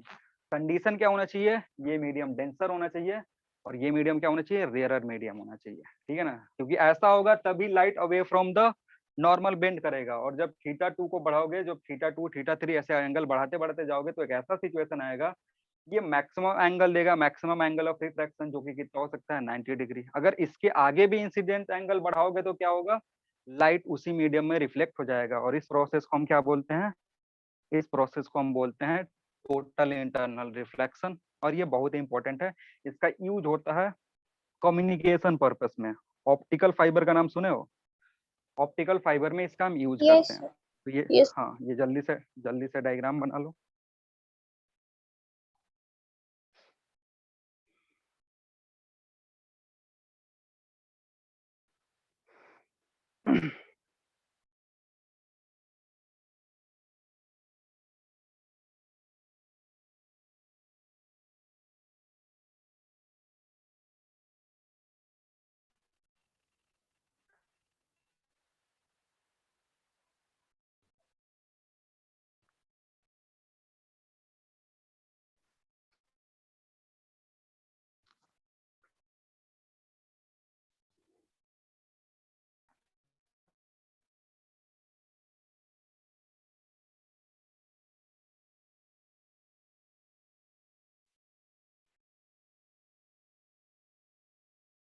हो गया। Yes, sir.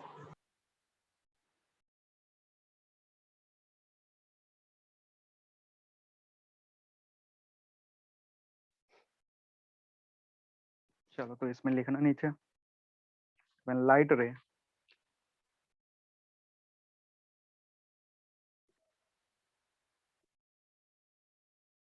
passes from when light ray passes from denser medium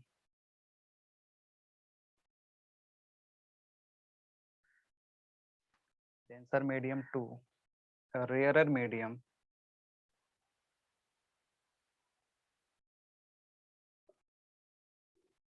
after a certain angle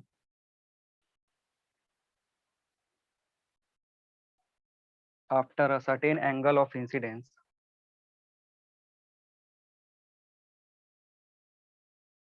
after a certain angle of incidence, it is reflected back.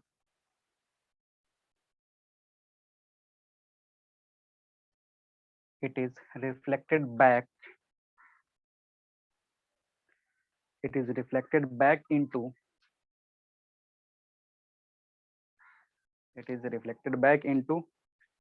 denser medium itself. It is reflected back into denser medium itself. Denser medium itself.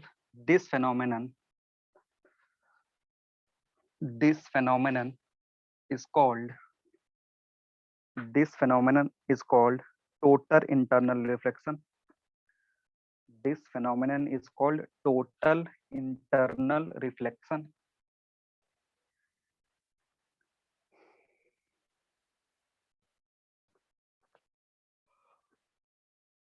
Next लिखना critical angle theta सी। Theta सी इसलिए लिख रहे थे क्योंकि इस angle को critical angle बोलते हैं और सी रिप्रेजेंट करता है क्रिटिकल। ठीक है, कहीं भी किसी भी चीज में क्रिटिकल लिखा हुआ है, क्रिटिकल लिखने का मतलब है कि उस पॉइंट के पहले और उस पॉइंट के बाद में जो तो प्रोसेस होगा वो डिफरेंट होगा। ठीक है ना, कहीं भी अगर क्रिटिकल लिखा हुआ है, क्रिटिकल एंगल या क्रिटिकल टेम्परेचर या कुछ भी, कहीं भी क्रिटिकल अगर देख रहे हो, क्रिटिकल कहने का मतलब है कि उस पॉइंट के पहले और उस पॉइंट के बाद में जो भी प्रोसेस होगा वो अलग अलग होगा। जैसे क्रिटिकल एंगल से पहले की बात करोगे तो रिफ्रैक्शन हो रहा होता है। ठीक है, मतलब थीटा लेस देन थीटा सी था तो क्या हो रहा था, रिफ्रैक्शन हो रहा है। जैसे ही थीटा ग्रेटर देन थीटा सी हो गया तो क्या हो रहा है, रिफ्लेक्शन हो रहा है। ठीक है ना, तो ऐसा अभी तो ये एंगल की बात है तो यहाँ एंगल की बात कर रहे हैं। टेम्परेचर होता है तो उस टेम्परेचर के पहले और उस टेम्परेचर के बाद का फेनोमेना एकदम चेंज हो जाता है, वैसे टेम्परेचर को हम क्रिटिकल टेम्परेचर बोलते हैं। या प्रेशर की बात करोगे या वॉल्यूम की बात करोगे, जहां भी क्रिटिकल टर्म लिखा होगा उसका मतलब है उस टेम्परेचर से पहले और टेम्परेचर बाद का जो फेनोमेना है वो एकदम डिफरेंट है, इसलिए उसको क्रिटिकल से रिप्रेजेंट करते हैं। वहीं पे सेम उसी तरीके से सेम तरीके से यहाँ पे क्या है, क्रिटिकल एंगल है तो एंगल के पहले का प्रोसेस रिफ्रैक्शन, एंगल के बाद का प्रोसेस रिफ्लेक्शन है। ठीक है, अब होता क्या है क्रिटिकल एंगल, तो ये वो एंगल है, एंगल आफ्टर विच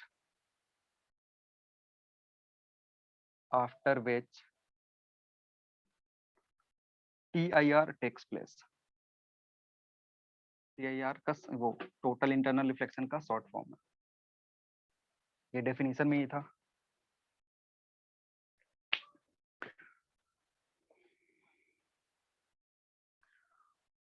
और थीटा सी एक्चुअली में क्या होता है, angle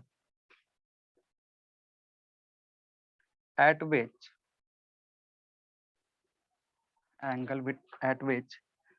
refracted ray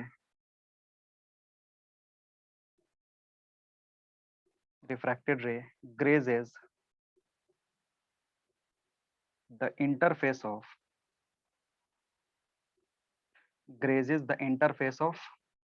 two media। ग्रेजेस का मतलब होता है पैरेलल हो जाता है, जस्ट एकदम सरफेस को टच करता हुआ पैरेलल निकल जाता है।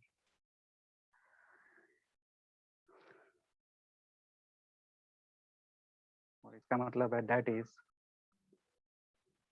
एंगल आर जो होगा वो 90 डिग्री होगा। एंगल आर कितना हो जाएगा, एंगल आर जो होगा वो 90 डिग्री होगा।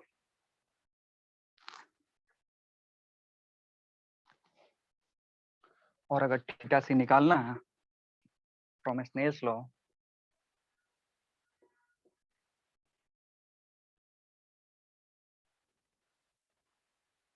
स्नेल्स लॉ से क्या लिख सकते हो, mu denser sine theta C is equal to mu rarer sine 90।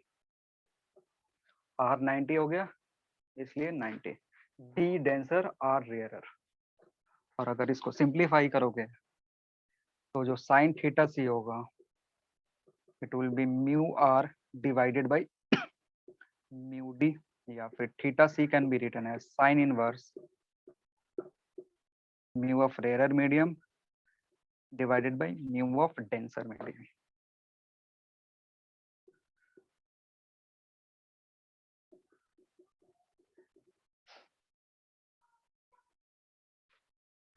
ये होता है तुम्हारा क्रिटिकल एंगल। तो ये दो मीडियम के लिए फिक्स रहता है।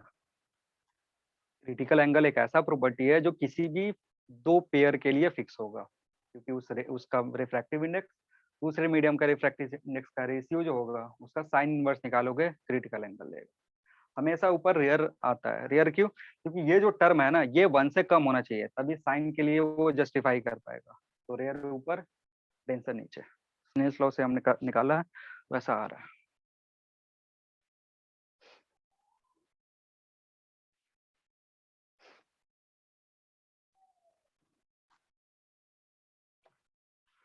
अब इसी का यूज हम करते हैं ऑप्टिकल फाइबर में। मैंने बोला भी कि ऑप्टिकल फाइबर में क्या होगा, टोटल इंटरनल रिफ्लेक्शन यूज होता है।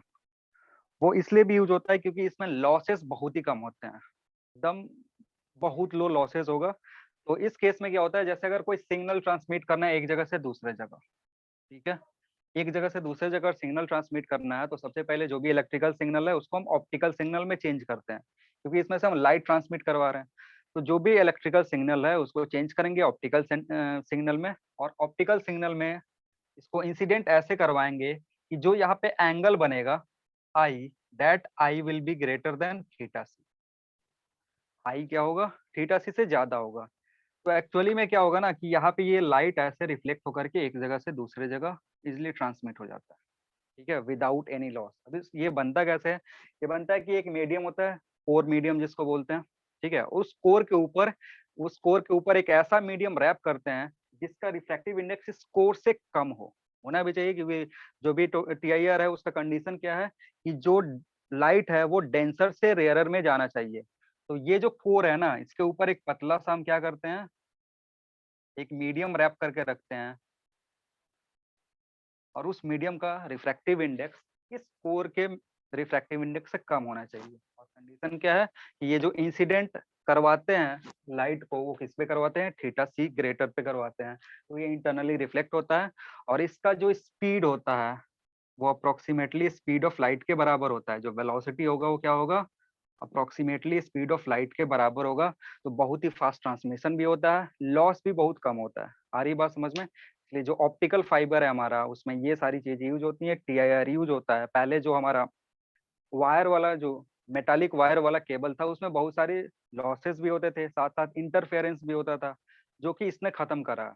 ऑप्टिकल फाइबर जो भी वायर आता है उसमें टोटल इंटरनल रिफ्लेक्शन होता है, जिसके चलते लॉसेस भी कम होती है, और साथ ही साथ इंटरफेरेंस भी नहीं होता है। क्लियर है? क्योंकि लाइट एक जगह से दूसरे जगह ट्रांसफर हो रहा है। फिर जहाँ पे इस एंड पे हम एक कन्वर्ट करने वाला डिवाइस लगा देंगे जो फिर से ऑप्टिकल सिग्नल को इलेक्ट्रिकल सिग्नल में कन्वर्ट कर देगा, और फिर वहां से हम उसको यूज कर लेंगे। क्लियर है? आजकल बहुत सारा सुनने में आ रहा होगा तुम्हारा जियो फाइबर, एयरटेल फाइबर, वो सब इसी पे काम करता है। तो नोट में लिख सकते हो TIR used, TIR is used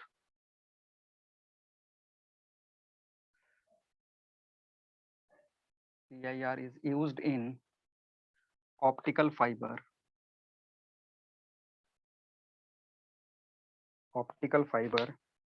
to transmit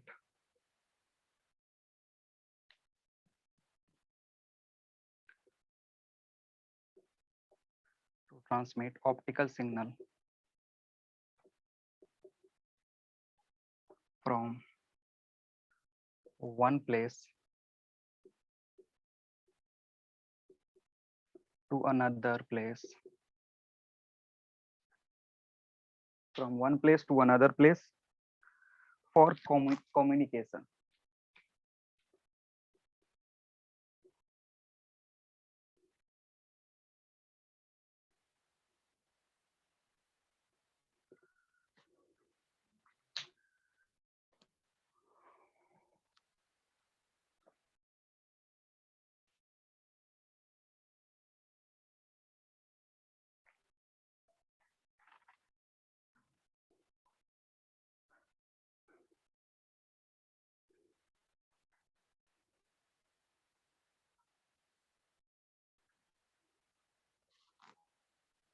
हो गया?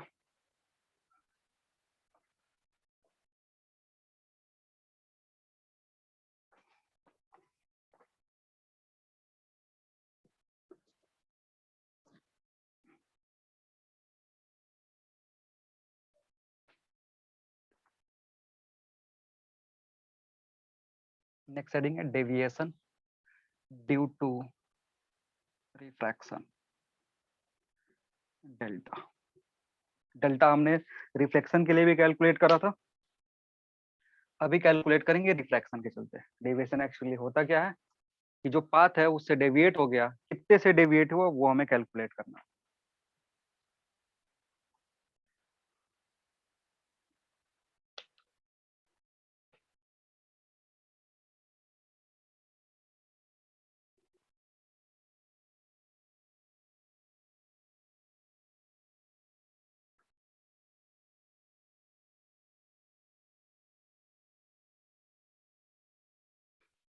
अगर ऐसा सिनेरियो दिया है तो इसका क्या मतलब है, ये रेयरर मीडियम है और ये डेंसर मीडियम है।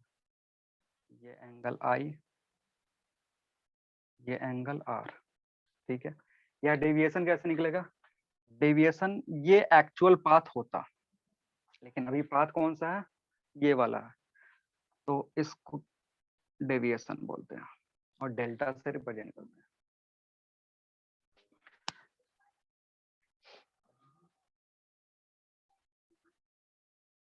ठीक है,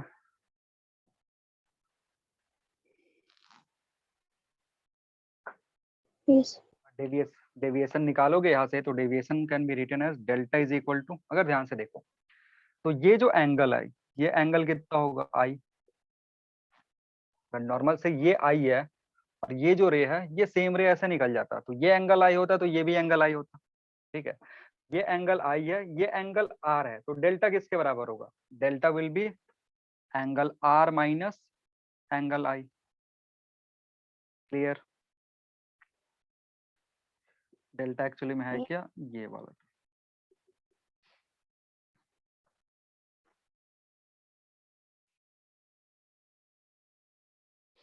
क्या लिख सकते हो, μ1 μ2, और डेंसर से रेयर में ले गए हैं,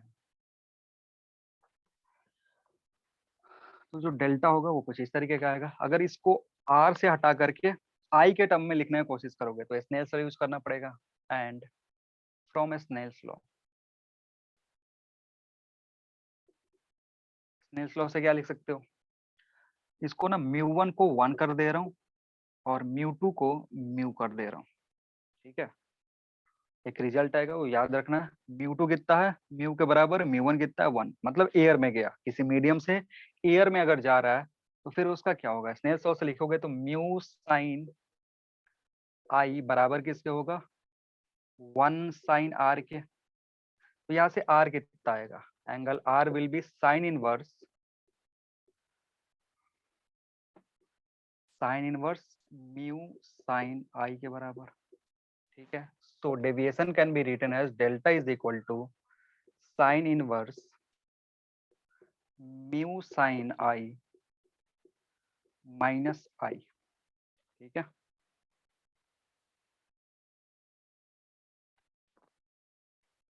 परेशान होने की जरूरत नहीं है, यहाँ से ऐसे सवाल नहीं पूछता तुमसे, तुमसे अगर डायरेक्टली अगर देगा तो आई ऐसा देगा कि तुम डायरेक्टली ये वाला टर्म कैलकुलेट कर सको, एंगल आर इजीली कैलकुलेट कर सको, और इजीली कैलकुलेट करोगे फिर यहाँ पुट करोगे तब कैलकुलेट कर सकते हो। ऐसा कुछ कैलकुलेशन वाला टर्म नहीं दे देगा तुम जो तुम्हें पता ही ना हो। लेकिन इस इक्वेशन का हमें जरूरत था क्योंकि यहाँ से हम ग्राफ बनाएंगे, ठीक है।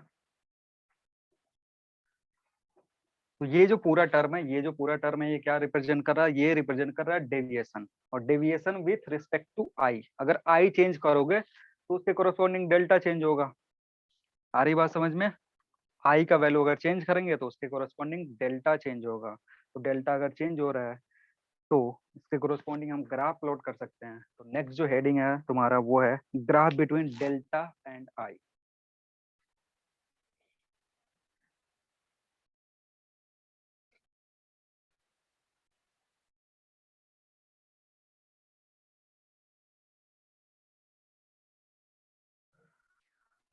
इक्वेशन है तुम्हारे पास और इसी इक्वेशन से ग्राफ प्लॉट करते हैं। ग्राफ कभी कभी पूछ देता है, ग्राफ पूछ सकता है, इसलिए ग्राफ को याद रखेंगे, इधर डेल्टा और इधर आई, ठीक है। ग्राफ अगर ध्यान से देखोगे तो ग्राफ साइन का है, ठीक है। ग्राफ किसका है, साइन इनवर्स समथिंग साइन का है। तो ग्राफ जो आता है वो कुछ इस तरीके का आता है। कब तक? जब तक क्रिटिकल एंगल ना हो जाए, क्योंकि अगर ध्यान से देखोगे तो हम डेंसर से रेयरर में जा रहे हैं, तो इस इंस्टेंट पे आई थीटा सी के बराबर होगा, और आई जब थीटा सी के बराबर होता है तो उस इंस्टेंट पे रिफ्रैक्शन तक जो केस होगा, डेविएशन मैक्सिमम होगा डेल्टा एम। ठीक है ना? ये जो भी जोन है ये किसका है? ये जोन है रिफ्रैक्शन वाला जोन। ठीक है ना? आई जैसे ही थीटा सी के बराबर हो जाएगा, थीटा सी मतलब क्रिटिकल एंगल, उस इंस्टेंट पे जो डेविएशन होगा वो मैक्सिमम होगा। उस इंस्टेंट पे जो डेविएशन होगा वो क्या होगा? मैक्सिमम होगा। और उसकी वैल्यू कितनी होगी?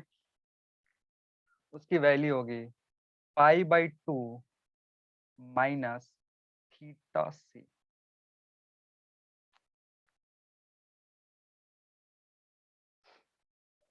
ठीक है? Yes, ये sir. जोन का समझ नहीं, ये जोन कब तक का है? ये जोन है जब तक रिफ्रैक्शन हो रहा है। उस जोन में अगर डेविएशन निकालोगे तो ग्राफ इस तरीके का आएगा, डेल्टा वर्सेस आई का। ठीक है? लेकिन अगर क्रिटिकल एंगल से एंगल बढ़ा दिए, क्रिटिकल एंगल से एंगल जैसे ही बढ़ाते हैं तो ग्राफ जो होता है सडन जंप लेता है, और उसके आगे का जो प्रोसेस है वो रिफ्लेक्शन में चेंज होता है, और रिफ्लेक्शन कुछ इस तरीके से होगा। रिफ्लेक्शन का जो ग्राफ है वो इस तरीके का ग्राफ बनेगा। तो ये जो ग्राफ है ये आई इक्वल्स टू पाई/2 पे आके खत्म हो जाएगा।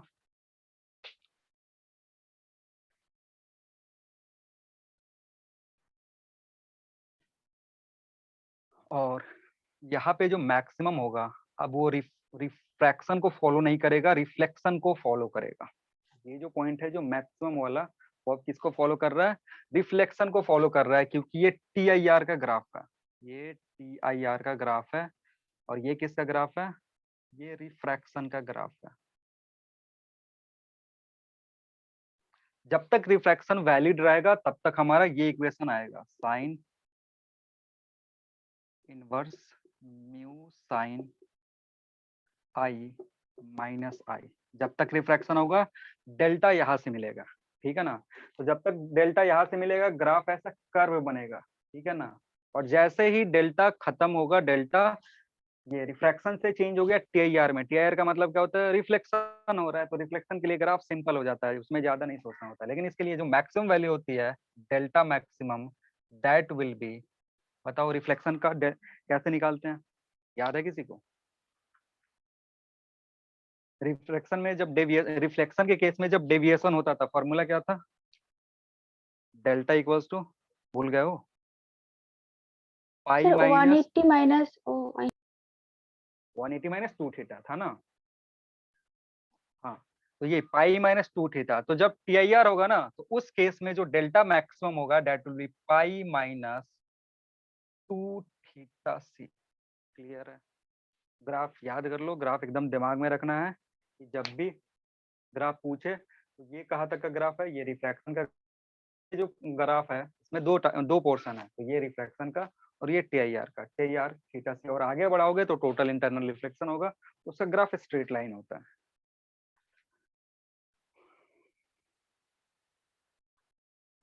हो गया? और जब आई पाई/2 के बराबर हो जाएगा उस केस में कोई डेविएशन नहीं होगा, डेविएशन 0 हो जाएगा, इसलिए डेविएशन 0 हो जा रहा।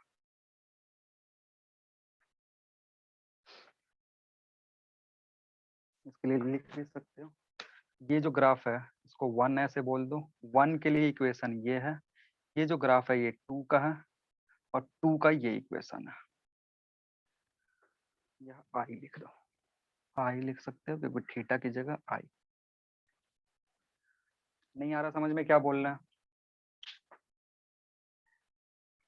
कंफ्यूजन हो तो बोलो, नहीं तो फिर आगे एक्सप्लेन करते हैं। सर एक बार और रिपीट कीजिए। पहले समझते हैं इसके बारे में। ये जो इक्वेशन है, ये जो मैंने डायग्राम बनाया था ना उसको थोड़ा ध्यान से देख लो। डायग्राम क्या था? ये था bending away from the normal हो रहा था। ठीक है? मतलब ये कंडीशन कौन सा ड्रॉ कर मैंने करा है? डेंसर से रेयरर वाला, डेंसर से रेयरर वाला। और डेल्टा विथ रिस्पेक्ट टू आई हमें देखना है कि अगर आई इंक्रीज कर रहे हैं तो उसके कॉरस्पॉन्डिंग डेल्टा में चेंज क्या हो रहा है। तो अगर आई इंक्रीज करोगे ना, आई इंक्रीज करोगे तो ग्राफ ऐसा दिखेगा डेल्टा का। लेकिन कब तक? जब तक रिफ्रैक्शन हो रहा है तब तक, क्योंकि अगर इस आई को हम ज्यादा बढ़ा देंगे ना तो एक सर्टेन एंगल के बाद वो रिफ्लेक्ट हो जाएगा उसी मीडियम में। तो वही जो मैंने ग्राफ प्लॉट करा ना, ये वाला ग्राफ का छोटा सा पोर्शन ये जो है ये इस इक्वेशन से आ रहा है। और ये इक्वेशन कब तक वैलिड है? जब तक रिफ्रैक्शन हो रहा है तब तक, क्योंकि इसमें स्नेल्स लॉ यूज करा गया है। ठीक है, अब इसके बाद ये कहाँ तक जाएगा? ये जाएगा आई इक्वल्स टू थीटा सी तक। जब तक आई थीटा सी के बराबर है और उससे छोटा है तब तक ये ग्राफ फॉलो करेगा, क्योंकि रिफ्रैक्शन हो रहा है।